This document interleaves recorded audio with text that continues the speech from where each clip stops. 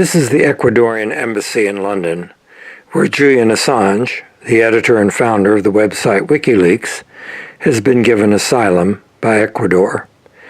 The embassy is in a very posh section of London next to Harrods department store, which you can see directly in front of us.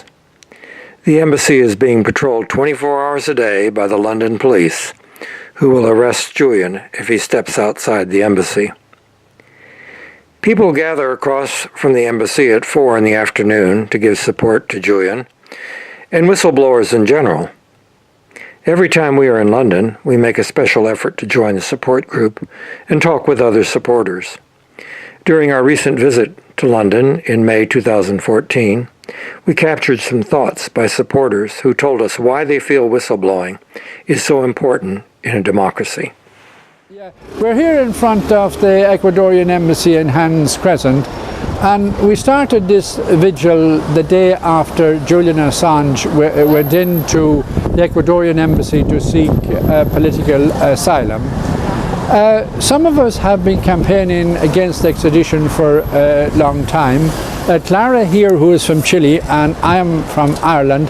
And 16 years ago, when state terrorist Pinochet was here in England, we campaigned to have him extradited to Spain to face charges for the state terrorism that he indulged in Chile. And since that time, other people have joined us here on a regular basis. Sometimes they come nearly every day. Lance here is from Malta, and my friend here beside me is from Portugal. So we're an international. We're an international group, and what we are concerned about is we're concerned about Julian Assange being extradited to Sweden, because we really believe that that Sweden will extradite him onto the United States of America, and we don't want him extradited to the United States of America because the United States of America keep people in solitary confinement, and we think that that's inhuman and it's degrading treatment. And if that treatment was meted out to prisoners here in Europe, I do believe that the European Court of Human Rights would say that it was inhuman and degrading. We're also opposed to war.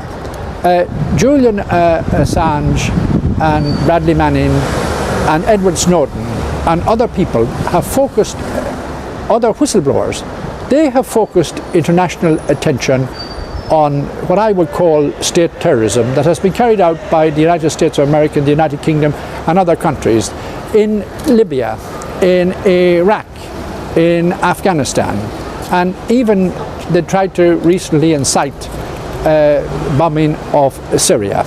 So we're also opposed to war. And whistleblowing is something which is noble, because here in England we had, about 25 years ago, we had a disaster at a football stadium called Hillsborough, where 96 people were killed. And the politicians and the police, particularly Mrs. Thatcher, tried to pretend that it was the footballers who were responsible for the massacre, when it now transpires as a result of a whistleblower from the police that it was the actual police were largely responsible for the massacre. And at the present time, as we are here now, there is an inquest going on in the Royal Courts of Justice in the Strand. And also in relation to a large number of people that died up in a hospital in the north of England, a whistleblower whistleblowed in relation to that too, and the scandal of people being allowed to die in a national health hospital here in England, that has been also highlighted. And whistleblowing is a very important role. It doesn't matter what country it is in, because apart from warmongering and state terrorism, it also can apply, we'll say, to something like a disaster at a football stadium or a disaster where a large number of people die in a hospital. I think the first whistleblower was Roger Casement. He was an Irish Republican, and he whistleblew in relation to the atrocities carried out by the Belgians in the Congo and by British companies in the Amazon states of America. And there has been a whole host of whistleblowers in relation to a whole host of conflicts throughout Latin America and throughout the Middle East, and also in relation to Cyprus and Malaya. So the role of whistleblowers and the role of people who are focusing attention on war is very important, and that's why we from the Vigil Group feel so passionate about these issues, because these issues are vital importance. And I hope that with your video you're able to get this message out to the world at large, because there is a large number of people who stand idly by and do nothing about things. I know we're only a small group, but there again, a small group of people. There were Irish women, they were working in Dunnes Stores in Dublin, and during the apartheid era they decided that they would not handle South African goods in Dunnes Stores. So they were sacked by the management. They went outside the store and they started a campaign to focus attention on apartheid. So the next thing was people like yourselves come and videoed them. Some journalists came, some people from the press and the television. The next thing was councils in Ireland started to back them. The next thing was then the Irish government started to back them. And then the next thing was the international community backed them. But the Irish government was the first government to ban the import of goods from South Africa as a protest against apartheid. So when Nelson Mandela came on his state visit to Ireland, the first people he asked to see was a small group of ordinary Irish women. There was only 6 or 8 of them, and they were only a small group, just like this group here, but they focused international attention on apartheid. So that's why even a small group can be of vital importance. So I think that's about all I have to say. Maybe some of my colleagues want to say something more. If you can't fight City Hall, you can sit on the steps. You know, you don't have to be complicit. Oh no. And you can rain on their picnic. Oh yeah.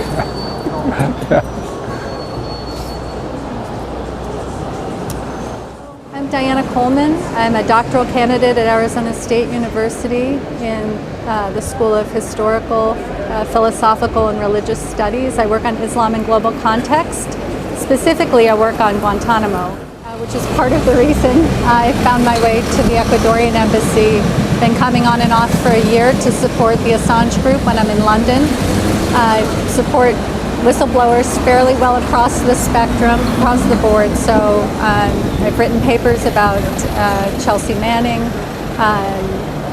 also at Snowden, and so of course this is so important to be here. My work on Guantanamo has taken me into the WikiLeaks files, but also to spaces around the world to talk about what the United States is doing at Guantanamo.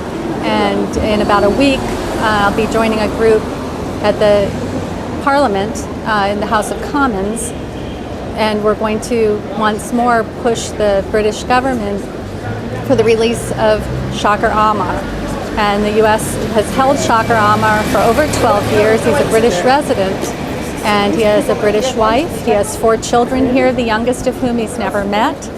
He's been cleared twice for release or transfer, and both by the Bush administration and the Obama administration. And we'd like the British government to push the U.S. government to do the right thing.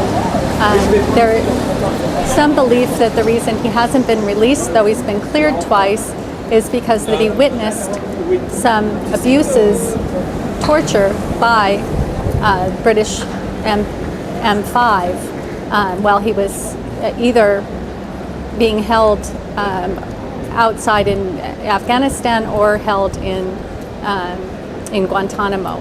And so that they're reluctant, there may be prosecutions down the road and for war crimes, and that there are people who don't want him released for that reason. So we're gonna push one more time, and I'm gonna try to find the right words to say, because it seems people know the narrative, Parliament knows the narrative, the US government knows, they know the facts, they know that he should be released, and yet they're holding back and they're using secrecy, again, as they do to try to persecute Assange and WikiLeaks, using this idea that as free citizens, there are things that our government needs to keep secret from us to protect us. So anyway, thank you. Thank you.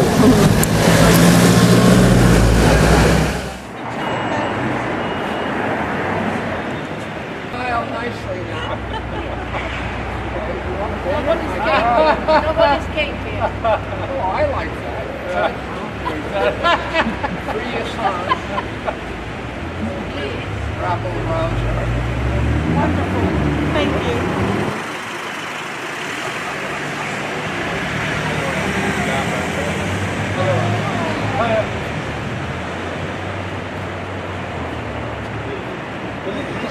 You'll be on YouTube. But you're afraid. Oh, no. It's all. You found them there? You know, to be honest, I don't need that much. Well, no. He supports Monsanto into Africa. And to help the people, no, it's to stop them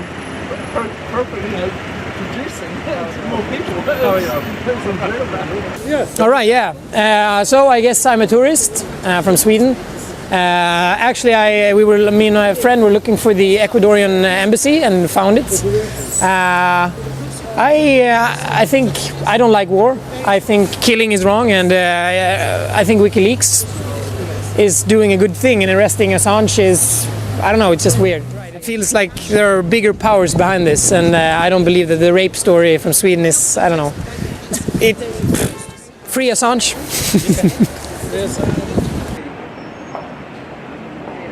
And this is the window where Julian has come out and spoken.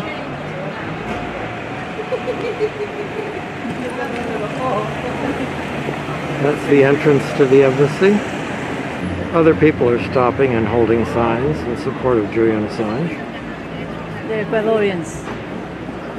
They're Ecuadorian? Yes.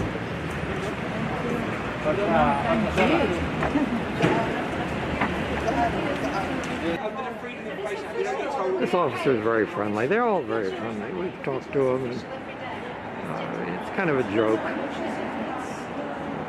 And these people gather every day. And here's the police vehicle. That's the reason why I don't read the papers. Now, head states and It shows that England doesn't have an independent. It shows that England doesn't have an independent. It's the American rule. from America. Very clear. Does any country have an independent press? Well, it's something else. But We're going to Namibia, and we were told that Namibia has On that note, I want to go across the road. Okay. And of course, She's going to say, I need my job. This is right.